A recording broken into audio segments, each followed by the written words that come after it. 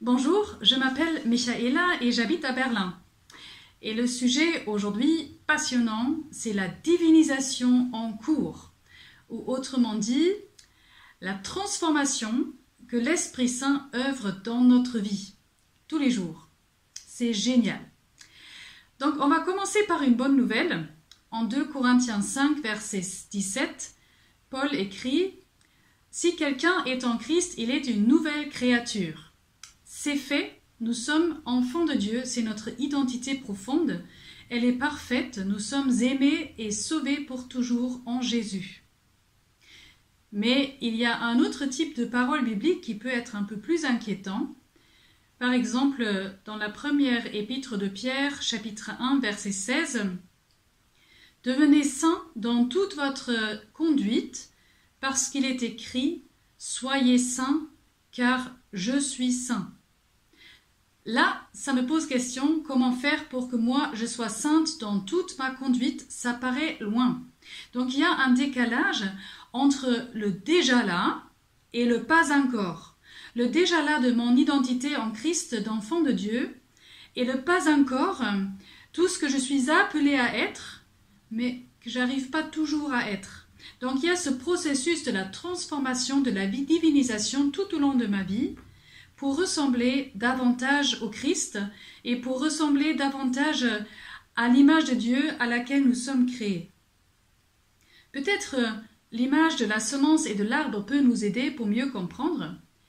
Quand vous prenez une semence, elle est parfaite. Il y a tout dedans pour qu'elle devienne un grand arbre et qu'elle porte des fruits.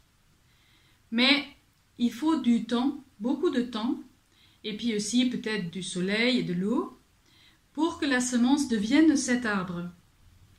Henry Newman dit que l'homme, il est comme un jardinier, il ne peut que travailler à l'extérieur de l'arbre. Il peut le planter, il peut l'arroser, le protéger, le tailler, mais l'homme ne peut pas travailler à l'intérieur, il ne peut pas engendrer ce processus de croissance, il ne peut pas faire que l'arbre porte des fruits. C'est un travail mystérieux à l'intérieur qui nous échappe. Eh bien, la bonne nouvelle, c'est que Dieu est venu habiter en nous. Prenons 1 Corinthiens 6, verset 19, « Vous êtes le temple de l'Esprit Saint. L'Esprit Saint est répandu en nos cœurs. » Romains 5, verset 5. Donc Dieu est venu habiter en nous et faire ce travail à l'intérieur que nous ne pouvons pas faire, pour que nous puissions petit à petit ressembler davantage au Christ. J'avais envie de vous donner un petit exemple personnel pour que ça devienne un peu plus concret, comment l'Esprit Saint travaille à l'intérieur de nous. Quand je relis un peu dans ma vie, j'ai trouvé un point où je peux dire, oui, je pense que l'Esprit Saint a travaillé. C'est le temps qu'il me faut pour passer de l'inquiétude à la paix intérieure. Donc quand je pense, c'est un travail qui ne s'est pas fait en quelques jours, plutôt en plusieurs années, voire décennies.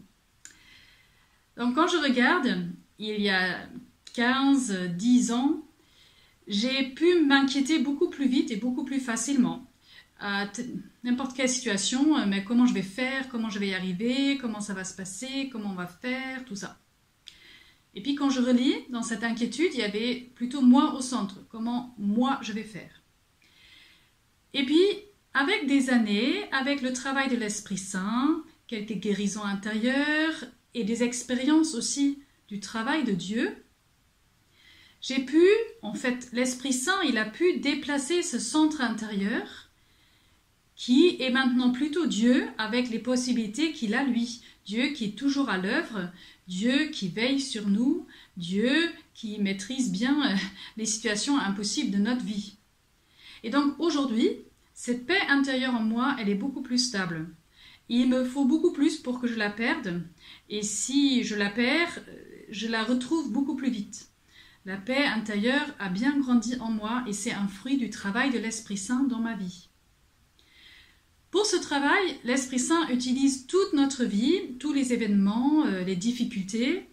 D'ailleurs, je pense qu'il utilise beaucoup plus ces difficultés que nos soi-disant réussites. Et toute ma vie peut être un champ de travail pour l'Esprit Saint. Ce travail de l'Esprit Saint, il m'échappe, Et tant mieux, parce que justement, ce n'est pas mon travail, ce n'est pas quelque chose que moi je fais, mais c'est le travail de l'Esprit Saint en moi que je ne peux pas organiser ou fabriquer. Par contre, je peux m'exposer à l'amour de Dieu. Je pense un peu, l'été va sans doute venir, avec j'espère beaucoup de soleil. Donc si je veux bronzer, il faut que je sorte de la maison et que je m'expose au soleil.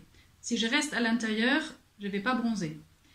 Et peut-être la seule chose qu'on peut faire, c'est de nous disposer, nous exposer au travail de l'Esprit Saint, dans la prière, dans la lecture de la Bible, dans le partage, la vie fraternelle, de m'exposer à ce travail, d'être disponible pour l'Esprit Saint. Et puis peut-être aujourd'hui, ce que je vous propose, c'est peut-être vous pouvez relire un peu votre vie, et peut-être voir où est-ce que l'Esprit Saint a déjà travaillé, et puis prendre un temps d'action de grâce pour son œuvre dans votre vie. Et peut-être, pourquoi pas, aussi demander une grâce à l'Esprit Saint, là où aujourd'hui vous sentez que vous avez besoin de son travail en vous pour avancer. Et puis, c'est pas nous qui allons faire ce travail, c'est lui qui va le faire. Et la meilleure chose, c'est que c'est pas que pour moi, c'est pas pour que moi j'aille mieux, que je m'inquiète moins. C'est surtout aussi pour que, ensemble, notre monde peut devenir meilleur. Parce que si ce travail de l'Esprit Saint se passe en chacun d'entre nous, eh bien, ça va devenir de plus en plus beau. Donc c'est pour la paix dans le monde, aussi pour la croissance des fruits de l'Esprit Saint dans notre monde. Donc, bonne prière, viens Esprit Saint, viens transformer nos vies à l'image du Christ.